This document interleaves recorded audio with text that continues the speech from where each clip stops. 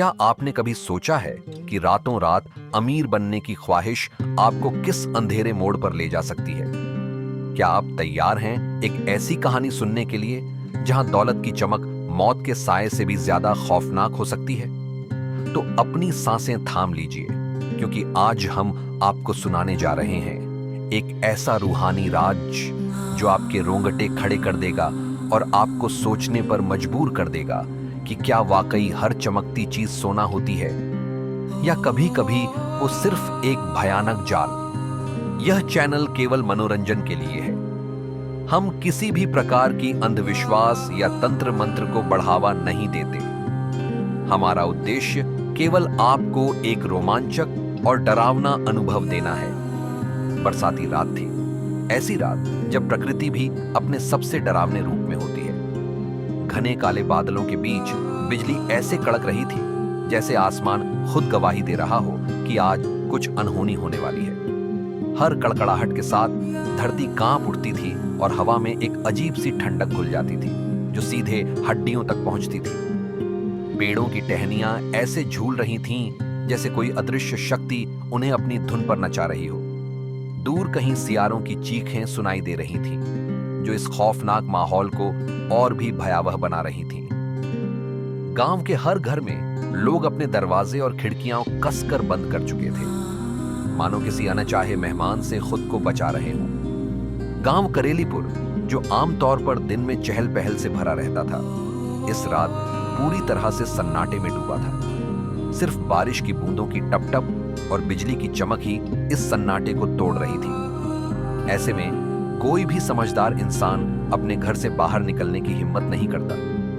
लेकिन करेलीपुर में एक ऐसा शख्स भी था जिसके लिए डर और खौफ जैसी भावनाएं शायद बनी ही नहीं थीं, या यूं कहें कि उसकी एक और भावना डर से कहीं ज्यादा ताकतवर थी। राजस्थान के छोटे से गांव करेलीपुर में रहता था माधव गुप्ता।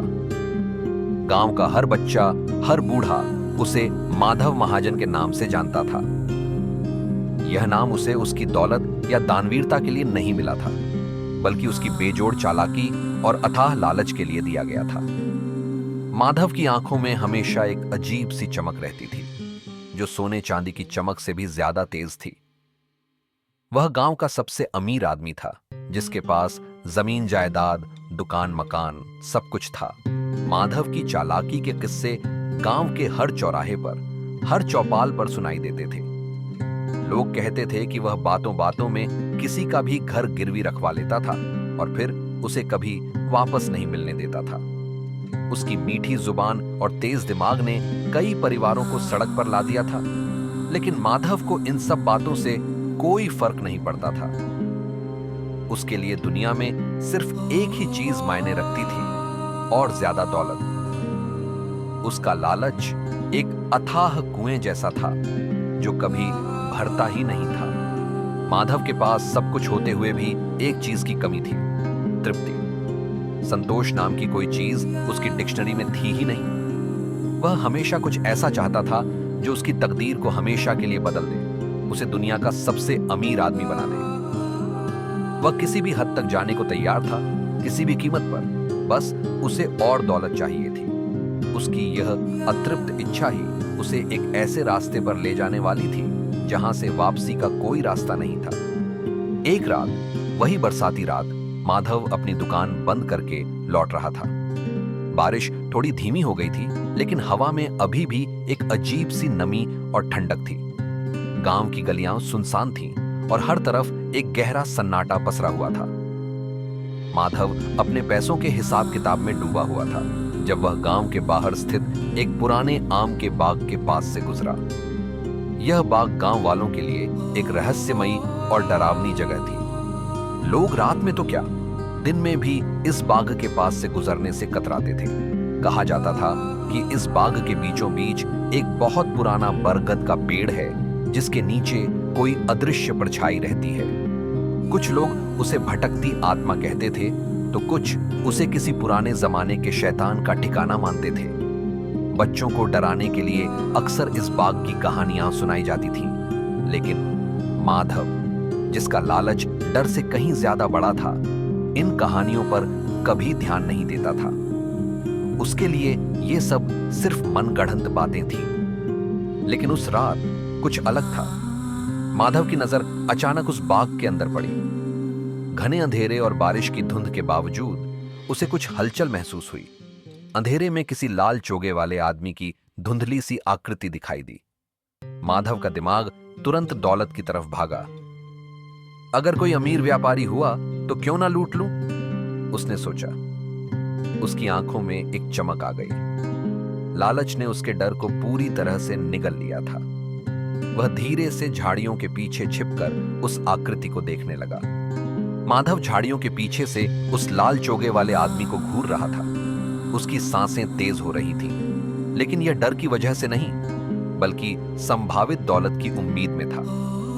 अचानक वह लाल चोगे वाला आदमी मुड़ा और जो माधव ने देखा उसने उसकी रूह तक को कंपा दिया। उसकी आंखें कोयले जैसी जलती हुई अंधेरे में भी भयानक रूप से चमक रही थीं। चेहरा आधा इंसान का था और आधा किसी खूंखार जानवर का, जिस पर अजीबोगरीब निशान बने हुए थे। उसके हाथ में एक पुरानी जंग लगी तलवार थी, जिससे एक अजीब सी ठंडी चमक निकल रही थी और उसके चारों तरफ एक ठंडी घनी धुंध छाई हुई थी जो जमीन से उठकर उसे घेरे हुए थी।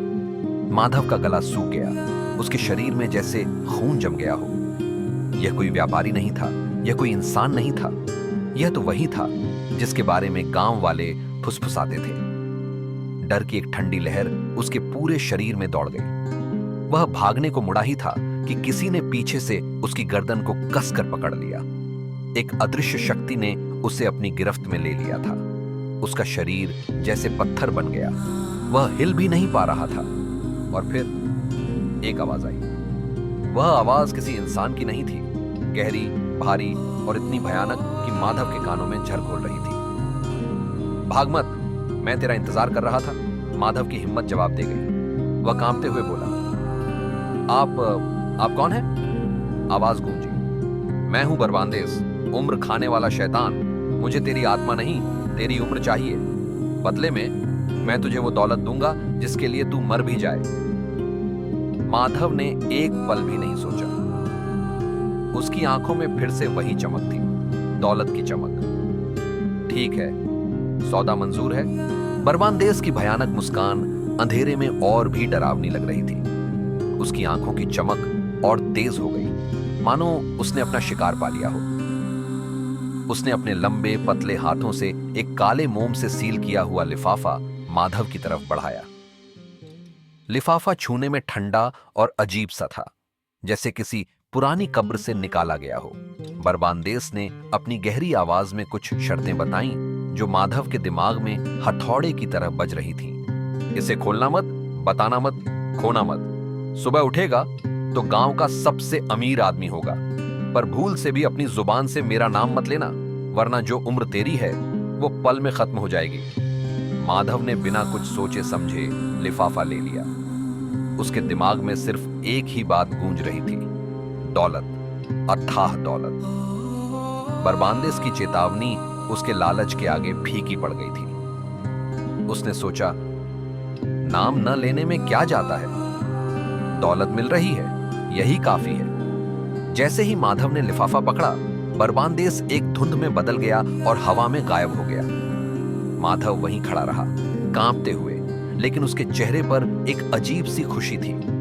उसने लिफाफे को अपनी छाती से लगा लिया और तेजी से अपने घर की ओर भागा।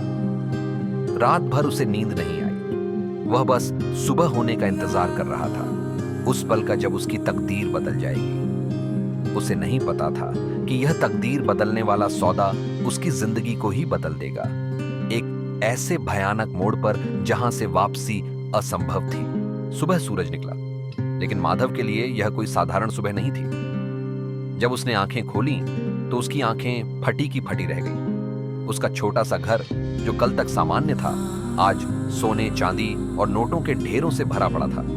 हर तरफ चमक थी, हर तरफ दौलत का अंबार था। माधव ने कभी सपने में भी इतनी दौलत नहीं देखी थी। वह खुशी से पागल हो गया। उसने सोने के सिक्कों को छुआ, नोटों को हवा में उछाला। यह सब सच था। बरबांदेस ने अपना वादा पूरा किया था। गांव के लोग जब सुबह उठे तो उन्हें अपनी आंखों पर विश्वास नहीं हुआ। माधव के घर के बाहर लोगों की भीड़ जमा हो गई थी। कोई कहता किस्मत खुल गई, कोई कहता इसने शैतान से सौदा किया है। हर तरफ माधव की दौलत की चर्चा थी। लोग हैरान थे, परेशान थे और कुछ तो जल भी रहे थे। माधव हंसा, किस्मत मेरी है, डर सबको लग रहा है। उसने अपनी दौलत का खूब प्रदर्शन किया। उसने नए घर बनवाए, नौकर चाकर रखे और गांव में अपनी ढाक जमा ली। लेकिन उसकी आंखों में अभी भी वही अतृप्त लालच था। माधव ने सोचा कि उसने बरबानदेस को मात दे दी है। उसने दौलत पाली और उसे कोई नुकसान नहीं हुआ। लेकिन उसे नहीं पता था कि शैतान अपना हिसाब कभी नहीं भूलता। वह सिर्फ सही समय का इंतजार करता है और वह समय अब आ चुका था। लेकिन उस रात माधव को एक भयानक सपना आया। सपने में वही लाल चोगे वाला शैतान बरबानदेस आया। उसकी आंखें पहले से भी ज्यादा जल रही थीं और उसकी मुस्कान अब और भी ज्यादा खौफनाक थी। बरबानदेस ने अपनी गहरी आवाज में कहा, अब मेरी बारी है, तेरी उम्र घटने लगी है माधव। माधव डर के मारे पसीने से तरबतर होकर उठा। उसे लगा कि यह सिर्फ एक बुरा सपना था, लेकिन उसकी बेचैनी बढ़ गई थी। अगले ही दिन माधव को तेज बिजली का झटका लगा। वह अपने घर में बैठा था जब अचानक उसे लगा जैसे किसी ने उसे जोरदार थप्पड़ मारा हो। उसका शरीर कांप उठा। जब उसने आईने में देखा तो वह चीख पड़ा। उसका चेहरा बूढ़ा पड़ गया था, बाल सफेद हो गए थे और आंखें अंदर धंस गई थी। वह एक रात में ही कई साल बूढ़ा हो गया था। डॉक्टर को बुलाया गया, लेकिन वे भी हैरान थे। उन्होंने कहा, माधव का दिल किसी बूढ़े आदमी जैसा हो गया है। यह किसी बीमारी का लक्षण नहीं है, बल्कि ऐसा लगता है जैसे उसकी उम्र तेजी से घट रही है। तीसरे दिन तो और भी डरावना हुआ। माधव अपने कमरे में अकेला बैठा था जब उसे लगा कि कोई उसके पीछे खड़ा है। उसने डरते डरते आईने में देखा तो पीछे बरबानदेस खड़ा था, मुस्कुराते हुए। उसकी मुस्कान में जीत और क्रूरता दोनों थी। कहा था ना, दौलत तो मिल जाएगी, लेकिन कीमत बड़ी होगी। माधव कांप रहा था। उसे अपनी गलती का एहसास हो रहा था, लेकिन अब बहुत देर हो चुकी थी।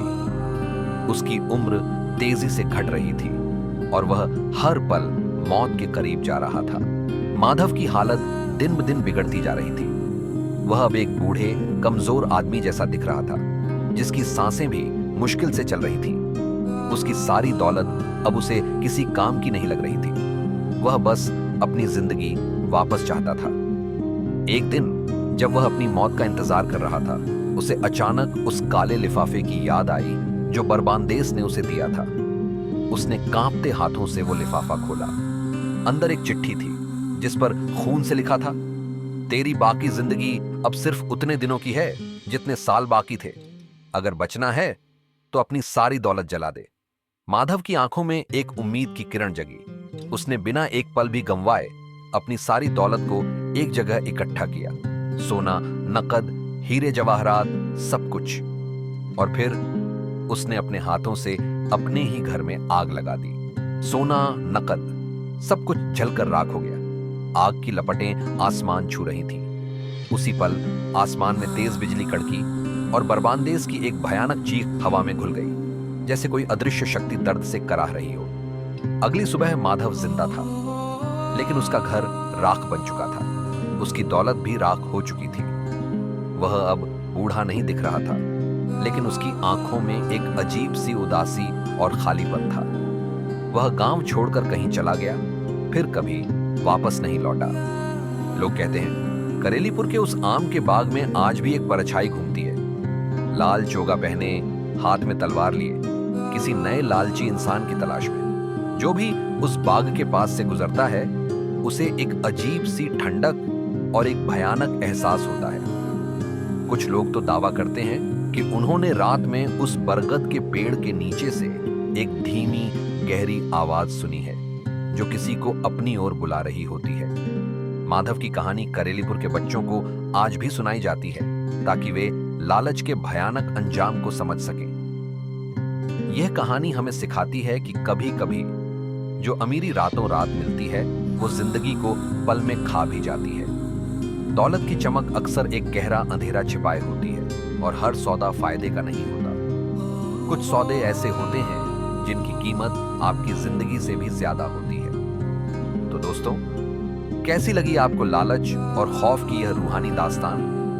क्या आप भी माधव की तरह रातों रात अमीर बनने का सपना देखते हैं, या आप अपनी मेहनत पर विश्वास रखते हैं? हमें कमेंट्स में जरूर बताइए कि इस कहानी ने आपको कितना डराया और क्या सबक सिखाया। अगर आपको यह कहानी पसंद आई हो तो इस वीडियो को लाइक करें, अपने दोस्तों और परिवार के साथ शेयर करें और हमारे चैनल रूहानी राज को सब्सक्राइब करना न भूलें। बेल आइकॉन दबाएं ताकि आप हमारी अगली खौफनाक कहानी मिस न करें। याद रखें, कुछ राज सिर्फ कहानियों में ही अच्छे लगते हैं, उन्हें अपनी जिंदगी में उतारने की कोशिश न करें।